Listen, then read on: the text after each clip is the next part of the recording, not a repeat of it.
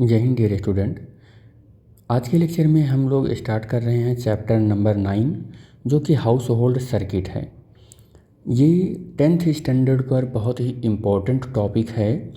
आपके board exam या वैसे जनरल नॉलेज के बिहाफ पर भी बहुत इम्पोर्टेंट है, क्योंकि कभी न कभी आपको घर में वायरिंग वगैरह या ट्रांसफार्मर मोहल्ले में या कहीं ना कहीं कुछ ना कुछ जब आप देखते हैं कि इलेक्ट्रिसिटी कैसे ट्रांसमिट की जाती है किसी एक पॉइंट से दूसरे पॉइंट पर, तो दिमाग में ये बात पिन करता ही है कि ये सब आखिर कैसे होता होगा। तो हम लोग अभी तक जो करंट इलेक्ट्रिसिटी या चाहे जहाँ भी चाहे जो कुछ भी पढ़े हैं वो एक प्रैक्टिकल नॉलेज है, लेकिन एक्चुअली में अगर बात किया जाए तो हाउस होल्ड सर्किट जो 9th चैप्टर है ये एक कह सकते हैं ये प्रैक्टिकल नॉलेज है। और वो जो हम लोग देखते हैं या पढ़ते हैं हर अदर चैप्टर में वो एक थ्योरेटिकल नॉलेज है। जो करंट इलेक्ट्रिसिटी या जो कुछ भी पढ़े वो थ्योरेटिकल नॉलेज है, लेकिन हाउस होल्ड सर्किट एक प्रैक्टिकल नॉलेज है। ठीक है, तो हम इस प्रैक्टिकल नॉलेज में स्टार्ट करेंगे वहाँ से जहाँ पर करंट बनता है। तो बेसिकली जहाँ पर भी इलेक्ट्रिक पावर स्टेशन या जनरेटर इस्टेब्लिश किया जाता है वो सोसाइटी से काफ़ी दूर किसी लोकेशन पर इस्टेब्लिश किया जाता है। और ऐसा इसलिए होता है क्योंकि एक्सीडेंटल कॉज या कोई गड़बड़ी हो जाए तो हम लोगों की पूरी ये कोशिश रहती है कि कम से कम लोगों का या जनधन का हानि हो और लोग उसमें जो डेथ रेट है वो कम हो। इसीलिए पॉपुलेशन से दूर इसको सेटअप बनाया जाता है कि और वैसे भी यहाँ से जो पावर स्टेशन बनाए जाते हैं वहाँ पर रेडिएशन वगैरह बहुत मतलब इमिट होते रहते हैं। तो मतलब किसी न किसी तरीके से ह्यूमन बीइंग के लिए वो एक हानिकारक चीज़ हो जाएगी, इसीलिए भी इसको दूर बनाते हैं पावर स्टेशन को। लेकिन पावर स्टेशन को दूर बनाने के बाद हम जब सोसाइटी तक, सिटी सब स्टेशन तक या किसी कह सकते हैं इंटरमीडिएट स्टेशन तक जब इलेक्ट्रिसिटी को लेकर आते हैं तो वहाँ लाने के लिए हम कई प्रोसेस से होकर गुजरते हैं। वो सारे प्रोसेस और घर तक में कैसे वायरिंग, ये सब चीज़ें इसी चैप्टर के अंदर हम लोग पढ़ेंगे। ठीक है, तो जहाँ पर पावर स्टेशन होता है या जनरेटिंग स्टेशन होता है वहाँ पर जब करंट बनता है पावर स्टेशन पर जनरेट होता है तो वो 11 किलो वोल्ट पर बनाया जाता है। लेकिन जब कभी भी पावर स्टेशन से city sub station, main station, इन सब तक लाया जाता है तो बहुत हाई वोल्टेज का को में उसको एम्पलीफाई करके लाया जाता है। तो इसके पीछे का रीज़न क्या है कि हम 11 किलो वोल्ट की इस करंट को ही क्यों वहाँ पर जनरेट करते हैं और इसी को ही हम क्यों मतलब एम्पलीफाई जब हमको करना है 132 किलो वोल्ट पर या 33 किलो वोल्ट पर जब एम्पलीफाई करना है तो जब पावर स्टेशन या जनरेटर पर इतना ही वोल्टेज क्यों ना हम बना लें। तो इसके पीछे का दो रीज़न है कि हम पावर स्टेशन या जनरेटर पर 132 या 33 किलो वोल्ट क्यों नहीं बनाते हैं, हम केवल 11 किलो वोल्ट ही बनाते हैं। तो उसके पीछे का दो रीज़न है। पहला रीज़न है कि इफ़ द वोल्टेज, देखो अगर हमने 11 किलो वोल्ट से वोल्टेज ज़्यादा का बना लिया तो हम ज़्यादा का बना लेंगे तो मेन प्रॉब्लम क्या आएगा कि 11 किलो वोल्ट से अगर ज़्यादा बनाएंगे तो इंसुलेशन प्रॉब्लम आ जाएगा। पहला रीज़न तो यही होगा कि हम उसको स्टोर नहीं कर पाएंगे ढंग से, इंसुलेशन प्रॉब्लम आ जाएगा और वो करंट लीकेज बढ़ जाएगा। इसलिए भी हम 11 किलो वोल्ट का करंट ही हम बनाते हैं। दूसरा रीज़न क्या आएगा कि अगर हमने 11 किलो वोल्ट से ज़्यादा का बना लिया तो उसके पीछे का कारण है कि वेरी हाई करंट हो जाएगा। और जब वेरी हाई करंट हो जाएगा, जब हम उसको ट्रांसमिट करेंगे अब आगे फॉरवर्ड डायरेक्शन में, मतलब सिटी सब स्टेशन के लिए या स्टेप उसके इंटरमीडिएट स्टेशन के लिए, तो लॉस ऑफ करंट बढ़ जाएगा। और इस सब चीज़ों से बचने के लिए, लॉस ऑफ करंट बढ़ गया या एनर्जी का फॉर्म का कन्वर्जन किसी अदर फॉर्म में कन्वर्जन बढ़ गया तो फिर हमारे इतने हाई करंट को बनाने का कोई वैल्यू रह नहीं जाएगा। हम पूरा जो अपना बिजनेस बनाएंगे वो बिजनेस हमारा लॉस का ही रहेगा। तो 11 किलो वोल्ट ही हम प्रेफर करेंगे कि हम बनाएं। पहला इंसुलेशन प्रॉब्लम आ जाता है कि हम उसको जहाँ कहीं पर भी कैरी आउट करेंगे वो इंसुलेटिंग मटेरियल कंडक्ट करने लगेगा इतनी हाई एनर्जी पर। दूसरा कि वहाँ पर करंट का लॉस बढ़ जाता है, तो इसलिए ही हम केवल 11 किलो वोल्ट में बनाते हैं। ठीक है, तो आपको आई थिंक समझ में आ गया होगा कि 11 किलो वोल्ट इसलिए बनाते हैं कि इंसुलेशन प्रॉब्लम होता है, और दूसरा क्या होता है कि जनरेटिंग एट द वोल्टेज जब लोअर देन 11 किलो वोल्ट हो जाता है तो वेरी हाई करंट जो हो जाती है और इससे भी प्रॉब्लम हो जाता है। अब इससे अगर 11 किलो वोल्ट से अगर हम कम बनाएं या ज़्यादा बनाएं, तो जो भी प्रॉब्लम यहाँ पर अराइज हो रहा है ये आपको अच्छे से समझ में आ गया होगा, आई होप। आगे बढ़ते हैं।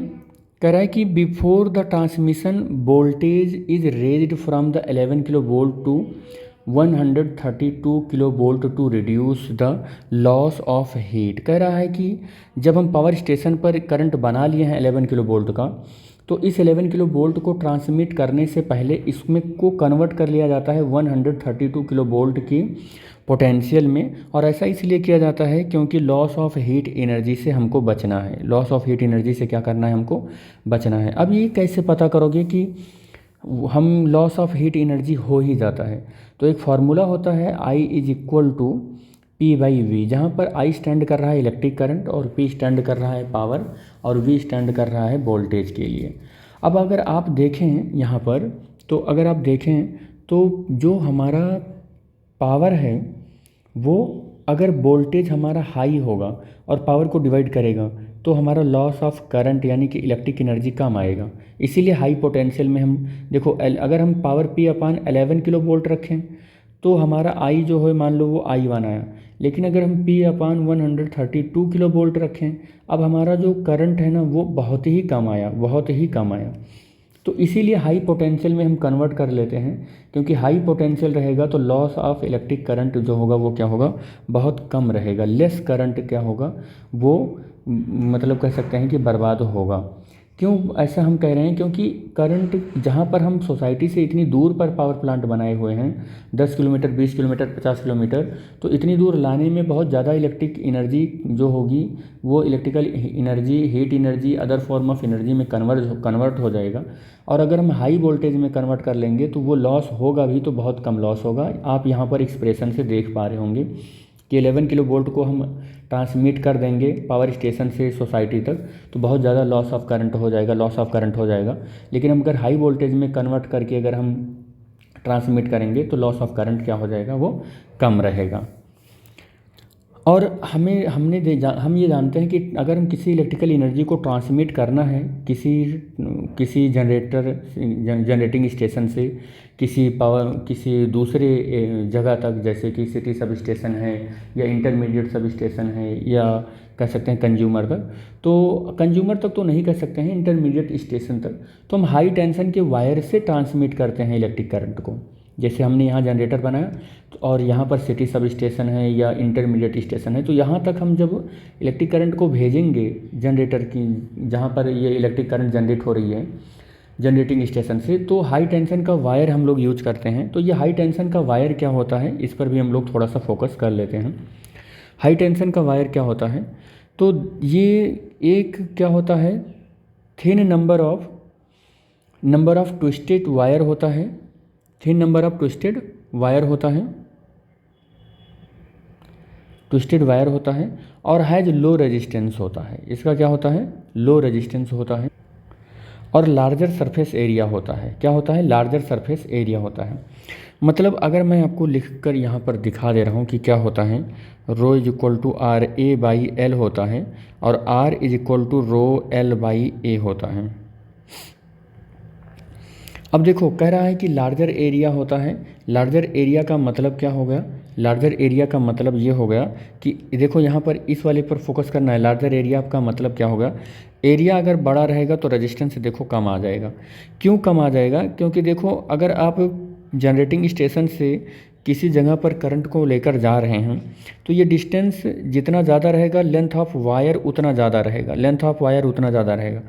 यानी कि अगर हम किसी चीज़ को कंट्रोल कर सकते हैं तो वो केवल एरिया है, क्योंकि ऐसा तो है नहीं कि कंज्यूमर का घर पावर स्टेशन के पास ला के लगा देंगे। कंज्यूमर का घर तो अपने उसी प्लेस पर रहेगा, सिटी सब स्टेशन भी अपनी प्लेस पर रहेगा। तो लेंथ ऑफ वायर पर हमारी कंट्रोलिंग तो नहीं हो पाएगी, क्योंकि हर एक चीज़ को हम पावर स्टेशन के पास तो नहीं स्टेब्लिश कर सकते हैं। तो अगर हम रेजिस्टेंस को कम कर सकते हैं तो एक ही चीज़ से हम कम कर सकते हैं कि हम वायर का एरिया बढ़ा दें तो रेजिस्टेंस अपने आप कम हो जाएगा। वायर का एरिया बढ़ा दें तो हम मतलब वो लो रेजिस्टेंस का वायर लेंगे। पहला काम तो ये करेंगे, जैसे कॉपर वगैरह यूज़ करेंगे, और दूसरा काम तो ये करेंगे कि उसका एरिया ज़्यादा से ज़्यादा हो। यही वजह है कि हाई टेंशन का वायर अब जब कंपनियां बनाती हैं, बहुत एडवांस जो वायर होते हैं तो उसमें हम क्या करते हैं, स्टील के बहुत पतले पतले पाइप लेते हैं और उस पाइप के ऊपर हम वायर ऐसे वाइंड करके लगाते हैं उस स्टील के पाइप के ऊपर। तो उससे effective area of the wire, high tension wire क्या हो जाता है, इंक्रीज हो जाता है। और जब effective area of the high tension wire ये इंक्रीज हो जाता है तो उससे भी रेजिस्टेंस क्या हो जाता है, कम हो जाता है। तो ये हमें एक चीज़ मिल जाती है, बेनिफिट एरिया को इंक्रीज करने से रेजिस्टेंस कम हो जाता है।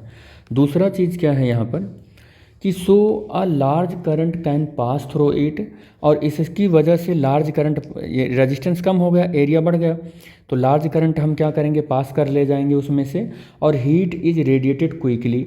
और दूसरी चीज़ ये है कि अगर हमने एरिया बढ़ा दिया तो देखो एरिया बढ़ा दिया है तो एयर के कांटेक्ट में या एटमॉस्फेयर के कांटेक्ट में ज़्यादा एरिया आ गया, तो अगर यहाँ पर हीट थोड़ा बहुत इलेक्ट्रिकल एनर्जी हीट में कन्वर्ट भी हो रही है, ऐसा समझो इलेक्ट्रिकल एनर्जी थोड़ा बहुत हीट में कन्वर्ट भी हो रही है, तो उस हीट एनर्जी को लेकर ये वायर क्या हो जा रहा है, गर्म हो जा रहा है।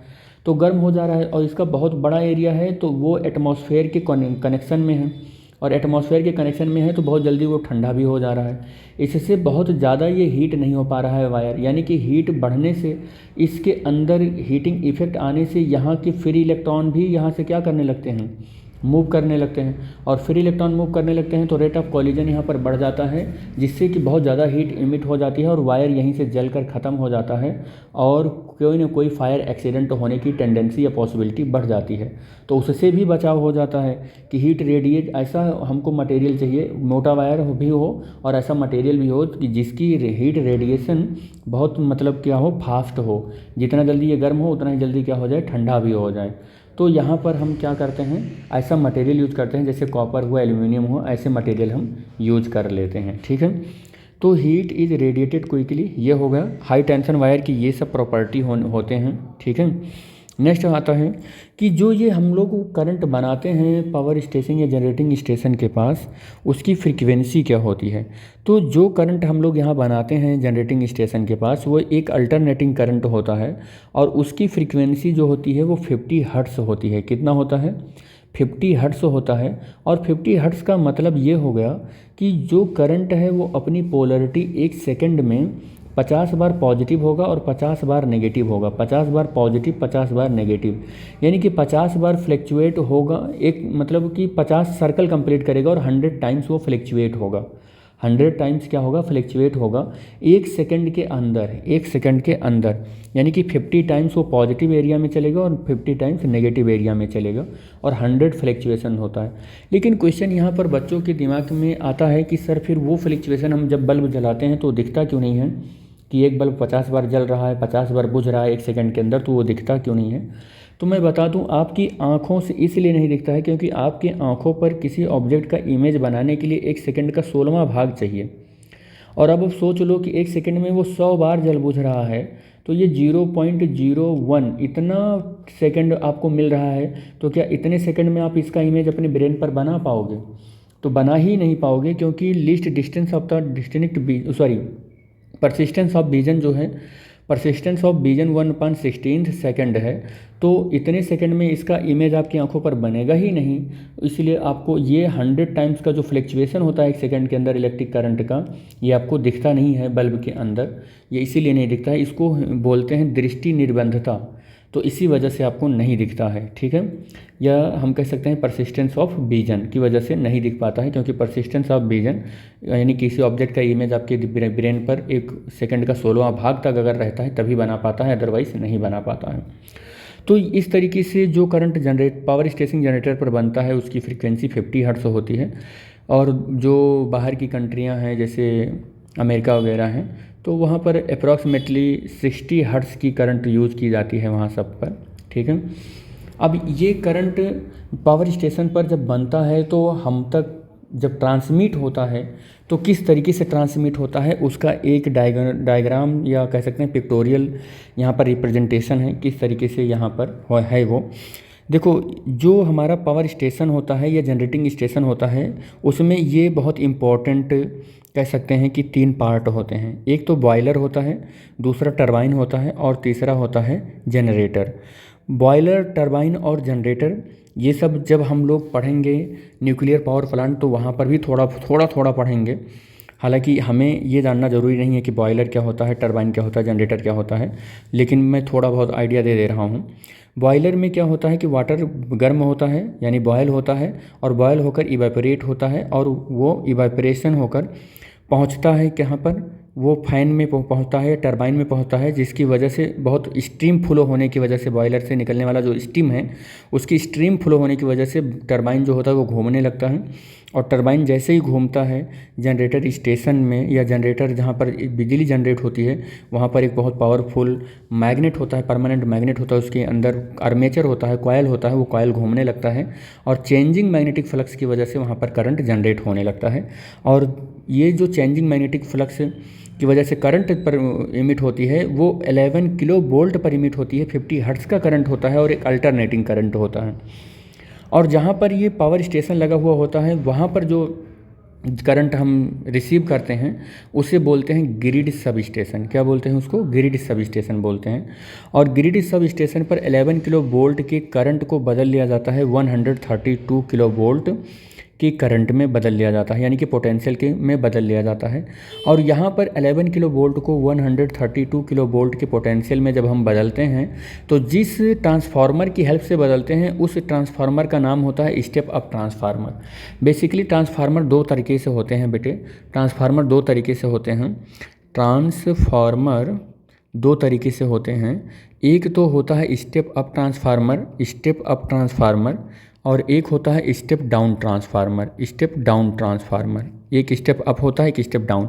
स्टेप अप जो होता है वो जैसे 11 किलो वोल्ट को बदल रहा है 132 किलो वोल्ट में, और जैसे स्टेप डाउन ट्रांसफार्मर है तो ये 11 किलो वोल्ट को, ऐसा नहीं है कि इसी वैल्यू को बदलता है, मैं तो एग्जांपल लेकर बता रहा हूँ आपको, ये 220 किलो वोल्ट 220 वोल्ट में बदल देता है। तो ऐसे जो हाई वोल्टेज को लो वोल्टेज में बदले उसे स्टेप डाउन ट्रांसफार्मर बोलते हैं, और जो लो वोल्टेज को हाई वोल्टेज में बदले उसे स्टेप अप ट्रांसफार्मर कहते हैं। तो हम ये कहना चाह रहे हैं कि ग्रिड सब स्टेशन पर 11 किलो वोल्ट की पोटेंशियल को 132 किलो वोल्ट के पोटेंशियल में जब कन्वर्जन होता है तो वहाँ पर स्टेप अप ट्रांसफार्मर लगा के करते हैं। और स्टेप अप ट्रांसफार्मर से हम क्या कर देते हैं कि हाई टेंशन का वायर ओवरहेड पोल के थ्रू, ये ओवरहेड पोल है, इस ओवरहेड पोल के थ्रू हम दूर जहाँ पर हमने मेन सब स्टेशन बनाया है वहाँ पर कर देते हैं। और मेन सब स्टेशन पर भी हमने एक स्टेप डाउन ट्रांसफार्मर लगा लिया है, और वहाँ पर जो स्टेप डाउन ट्रांसफार्मर लगाया है वहाँ पर ये आ रही 132 किलो वोल्ट के पोटेंशियल को कन्वर्ट कर देते हैं 33 किलो वोल्ट के पोटेंशियल में। और 33 किलो वोल्ट के पोटेंशियल में जब कन्वर्ट हो जाता है तो यहाँ पर हम लोग high tension wire overhead, high tension जो ओवरहेड वायर होता है जो पोल के थ्रू जा रहा होता है उसको दो पार्ट में यहाँ पर डिवाइड करते हैं। एक तो हम करते हैं 33 किलो वोल्ट में जो कि चला जाता है इंटरमीडिएट सिटी सब स्टेशन को, और जो 33 किलो वोल्ट का है यहाँ पर ये चला जाता है टू हैवी इंडस्ट्री को चला जाता है। कहाँ पर चला जाता है? ये टू हैवी इंडस्ट्री को चला जाता है। ये टू हैवी इंडस्ट्री को चला जाता है जहाँ जैसे बहुत बड़ी बड़ी कंपनियाँ होती हैं, प्लांट होती हैं, जैसे शुगर मिल हुआ और बड़ी बड़ी कंपनियाँ हुई जैसे कोको कोला फैक्ट्री हुआ, ऐसे बहुत सारे फैक्ट्रियाँ होती हैं। बहुत बड़े क्लॉथ की फैक्ट्री है, बहुत बड़ी स्टील की फैक्ट्री है, बहुत बड़ी आयरन या बहुत मतलब कि बड़ी बड़ी फैक्ट्रियाँ होती हैं। तो जिनको हैवी करंट चाहिए वहाँ पर चली जाती है, टू हैवी इंडस्ट्री में चली जाती है। और 33 किलो वोल्ट की जो दूसरी सप्लाई आई है मेन सिटी सब स्टेशन से वो इंटरमीडिएट सब स्टेशन को चली आती है जो हमारे शहर के बाहर या कह सकते हैं कि कहीं पर इस्टेब्लिश होता है। और उस इंटरमीडिएट सिटी सब स्टेशन पर फिर से एक स्टेप डाउन ट्रांसफार्मर लगा हुआ होता है जो कि ये 33 किलो वोल्ट का जो पोटेंशियल आ रहा है हाई टेंशन वायर की हेल्प से उसको अगेन ये 11 किलो वोल्ट की पोटेंशियल में कन्वर्ट कर लेता है। और 11 किलो वोल्ट की पोटेंशियल को अगेन ये क्या करता है, कन्वर्ट करने के बाद 11 किलो वोल्ट का एक overhead wire, high tension wire एक लगाकर बहुत छोटी छोटी इंडस्ट्रियों को सप्लाई कर देता है। जैसे छोटी इंडस्ट्रियां घरों में इधर उधर लोग क्या करते हैं कि कोल्ड स्टोर हुआ या छोटे छोटे ऐसे जगहों पर फ्रीजर वगैरह लगाते हैं, और यह कह सकते हैं कि हम पानी वगैरह गत्ते या पत्तल के जो छोटे छोटे कारखाने होते हैं वहाँ पर ये 11 किलो वोल्ट की सप्लाई दे देते हैं। और दूसरा 11 किलो वोल्ट की सप्लाई हम लोग सिटी सब स्टेशन यानी मोहल्ले या कस्बे या जो हम कहते हैं कि एक छोटे छोटे एरिया में जहाँ से करंट आता है, जिसको हैंडल बोलते हैं हम लोग, वहाँ पर उसको हम सिटी सब स्टेशन बोलते हैं, उस सिटी सब स्टेशन पर कर देते हैं। और सिटी सब स्टेशन पर भी हम अगेन स्टेप डाउन ट्रांसफार्मर लगाते हैं और उस 11 किलो वोल्ट को हम कन्वर्ट कर ले जाते हैं 220 वोल्ट में। और 220 वोल्ट की सप्लाई अब हम लोग कहाँ करते हैं, सिटी कंज्यूमर के पास या गांव में या मोहल्ले कस्बे में घर घर पर हम लोग करते हैं। लेकिन यही नहीं है कि अभी हमारा स्टेप डाउन ट्रांसफार्मर या अभी भी डिस्ट्रीब्यूशन ऑफ इलेक्ट्रिसिटी यहीं पर ख़त्म होगा। अभी बहुत इलेक्ट्रिसिटी का कन्वर्जन या कह सकते हैं कि डिवीज़न अभी बाकी है, हाउस होल्ड सर्किट वगैरह, तो आगे हम लोग उसको देखेंगे लेक्चर में। लेकिन बस यहीं तक हम यहाँ पर पिक्टोरियल डायग्राम में है तो यहीं तक हम समझाएंगे कि 220 वोल्ट तक हम डिवाइड कर ले जाते हैं। और ये सप्लाई कहाँ जाती है, सिटी कंज्यूमर के पास, हर एक घरों में चली जाती है, जो है मोहल्ले में जितने भी घर हैं जो भी इलेक्ट्रिक कनेक्शन लिए हैं, तो 220 वोल्ट का अप्रॉक्सीमेटली जनरली जाता है। तो ये जो हमारा पावर स्टेशन या जनरेटिंग स्टेशन से सिटी सब स्टेशन बीच में डिफरेंट बेस जो होकर आई है, जैसे ग्रिड से main sub station, intermediate sub station, city sub station से होकर आई है, इसका एक transmission of the electricity from the power generating station to the consumer तक का एक पिक्टोरियल डायग्राम है। इस तरीके से करंट इलेक्ट्रिसिटी डिस्ट्रीब्यूटेड होती है। लेकिन एक बात और बता दें बेटे, बहुत से बच्चे ऐसे हैं जिनको ये बहुत सा टफ लगता है, बहुत ज़्यादा टफ लगता है, क्योंकि ओवरहेड वायर और इन सब से होते हुए करंट इलेक्ट्रिसिटी को हो सकता है वो इतना अच्छे से ना समझ पाएँ। तो इनका एक ब्लॉक डायग्राम भी है, तो मैं इसका एक ब्लॉक डायग्राम जो है उसको भी समझा देता हूँ। मेन पर जो पर्पज़ इसमें है, ब्लॉक डायग्राम में भी वही मेन पर्पज़ होगा, बस वो ब्लॉक्स की वगैरह ब्लॉक से रहेगा। तो क्या है ये हम लोग देखते हैं। Simple block diagram of the transmission of the electric power from the generating station to the consumer. Consumer से जनरेटिंग स्टेशन से कंज्यूमर तक का ब्लॉक डायग्राम हमें देखना है इलेक्ट्रिसिटी का एक ट्रांसमिशन का, इलेक्ट्रिसिटी के ट्रांसमिशन का। तो ये हमारे पास जो पावर स्टेशन था, जिसमें हमने 3 पार्ट बनाया था, एक बॉयलर बनाया था और एक टरबाइन बनाया था और एक जनरेटर बनाया था। ये हमारे पास 3 पार्ट थे।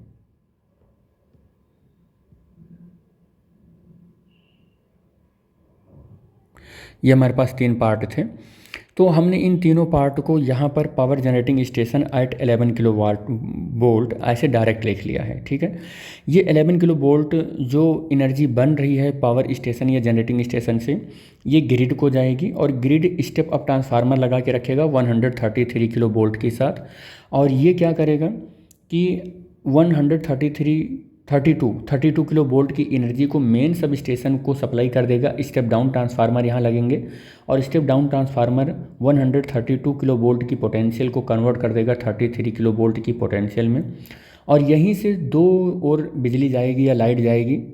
एक तो चला जाएगा हैवी इंडस्ट्री को जो 33 किलो वोल्ट के फॉर्म में जाएगा, और एक 33 किलो वोल्ट यहाँ पर भी 33 किलो वोल्ट का ही करंट जाएगा, लेकिन कहाँ जाएगा, इंटरमीडिएट सब स्टेशन पर चला जाएगा और वो 11 किलो वोल्ट में स्टेप डाउन ट्रांसफार्मर की हेल्प से कन्वर्ट हो जाएगा। और यहाँ से भी 2 फॉर्म में करंट जाएगा। एक 11 किलो वोल्ट की करंट जा रही है लाइट इंडस्ट्री या छोटे छोटे कारखानों को, और 11 किलो वोल्ट की दूसरी जो पोटेंशियल है वो सिटी सब स्टेशन चला जाएगा। स्टेप डाउन ट्रांसफार्मर की हेल्प से 11 किलो वोल्ट को कन्वर्ट कर लेंगे 220 किलो वोल्ट के पोटेंशियल में।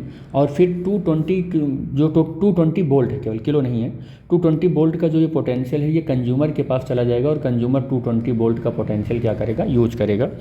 तो बेसिकली ये जो हमारा ब्लॉक डायग्राम था ये इसी पिक्टोरियल डायग्राम का एक शॉर्ट वे था कि आप ब्लॉक से ही समझ जाएं कि ग्रिड के बाद मेन सब स्टेशन, उसके बाद इंटरमीडिएट, फिर सिटी सब स्टेशन और फिर कंज्यूमर के पास इस तरीके से इलेक्ट्रिसिटी चली जाती है।